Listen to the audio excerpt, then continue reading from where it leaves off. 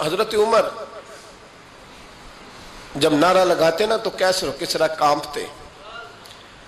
سفیر آتے روم کے ملنے کے لیے تو کہتے جاؤ عمر نفل پڑھ رہے ہیں، ٹائم کوئی نہیں. ایک دن اندر میٹنگ ہو رہی تھی، حضرت عمر میٹنگ میں بیٹھے تھے.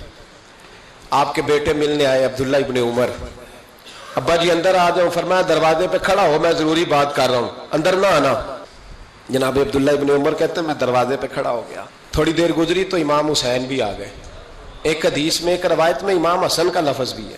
امام حسین آئے، آ کے عبداللہ ابن عمر سے کہنے لگے عمر فاروق اندر ہیں؟ تو کہا وہ اندر تو ہے. تو کہا آپ کیوں دروازے پہ کھڑے ہیں؟ کہنے لگے ابا جی نے کہا ہے یہاں انتظار کرو، میں کوئی ضروری بات کر رہا ہوں. لیکن شہزادے میرے لیے کہا ہے، میرے لیے آپ جانا چاہیں تو چلے جائیں. امام حسین کہنے لگے امیر المومنین کوئی بات کر رہے ہوں گے، میں ظہر کے وقت مسجد میں مل لوں گا، ظہر کا ٹائم آئے گا نا تو میں مسجد میں مل لوں گا. یہ کہہ کے چلے گئے. حضرت عمر باہر آئے تو حضرت عبداللہ ابن عمر سے کہا کہ کوئی آیا تو نہیں؟ عرض کی حضور حسین ابن علی آئے.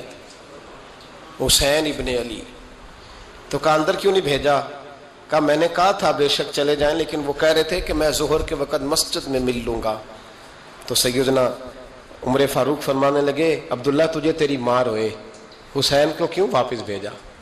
پھر عمر دنیا داروں کے سامنے ڈٹنا، کھڑا ہونا عمر پہ ختم ہے، لیکن جو اندر کی بات ہے نا، روح کی، جو عقیدت کی بات ہے، جو وفا کا رشتہ ہے، اس کو کون سمجھے؟ یہ جو روح کی مجبوریاں ہیں، یہ جو وفا کی مجبوریاں ہیں، اسے لوگ کیا سمجھیں؟ انہیں کیا پتا کہ مرشد کے بیٹے کے پیر چومنے میں حسن کیا ہوتا ہے. انہیں کیا پتا کہ جب استاد کا بیٹا گھر میں آتا ہے تو دل کرتا ہے مکان بیچ کے اسے دے دیں، اس کے باپ کی نیکیاں بڑی ہیں.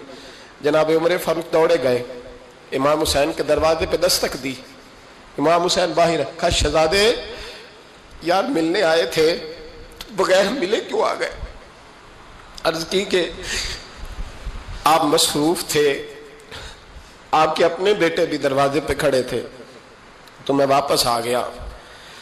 امام حسین کہتے عمر جذبات میں آ گئے، سر سے پگڑی گر گئی.